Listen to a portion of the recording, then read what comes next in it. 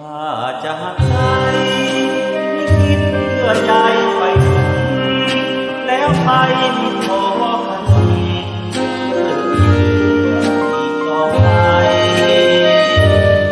แต่ความหลังครั้งรักกันใหม่มันคิดราไทยหักใจไม่ได้เลยหลับห่วงไม่หา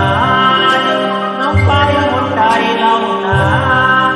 รับเลยไม่เคยเห็นหน้ากลับมาที่บ้านเลย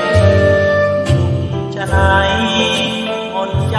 ฉันได้น้องเอ่ยไม่รู้เจ้าเลยเยื่อใย